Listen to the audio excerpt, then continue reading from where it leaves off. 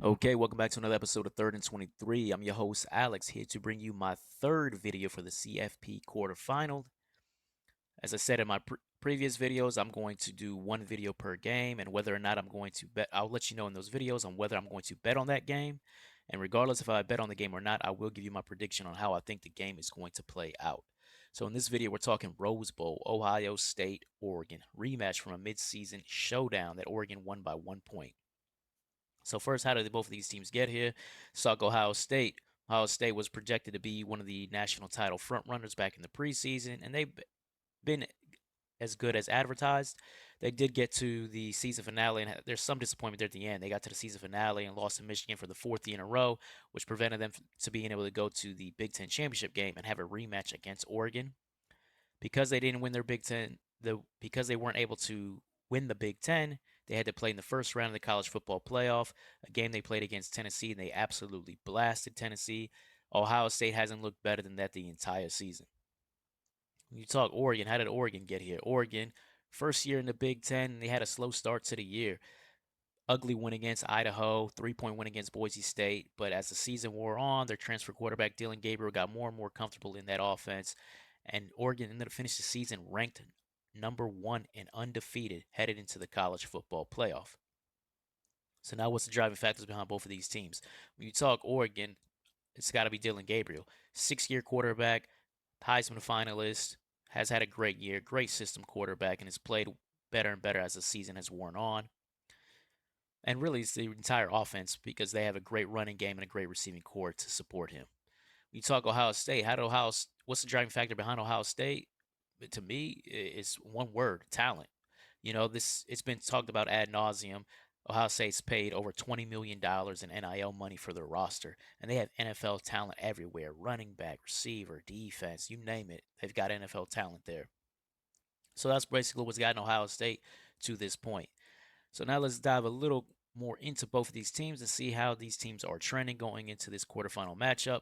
You talk about Ohio State and their offense. They played 4 ranked teams this year: Oregon, Penn State, Indiana, and Tennessee. And versus those 4 ranked teams, Will Howard has averaged 8.8 yards per attempt. So he has been cooking against top ranked teams, or I said a top ranked opposition this season.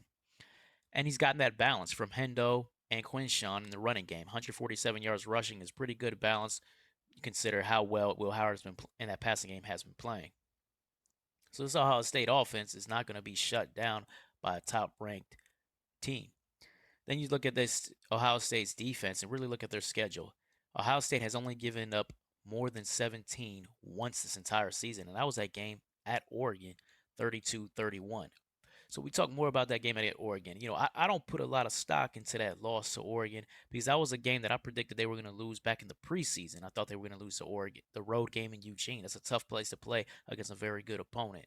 Lost by 1 point. So there's no shame for me. There's no shame in that.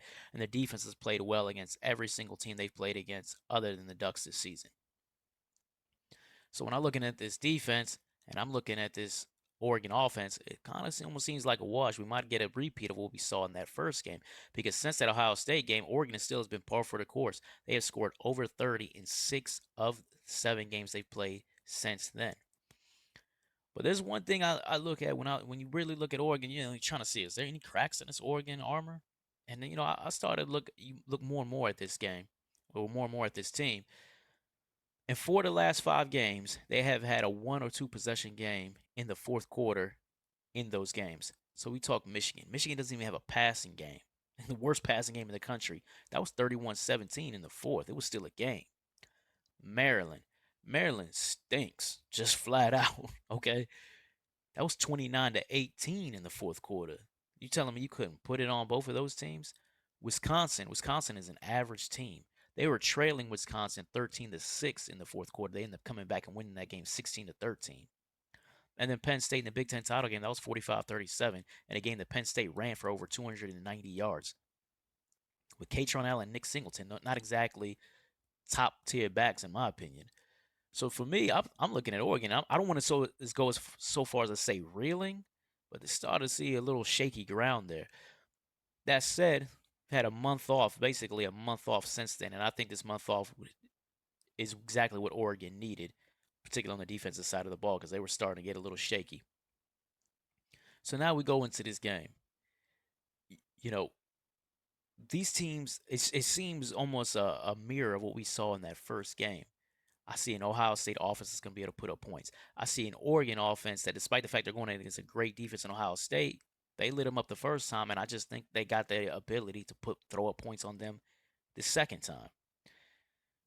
So then who's going to win? I can tell you right now, if this is a regular season game, just like in the regular season game, this is not a game that I would bet on. And I might not place a bet on this one.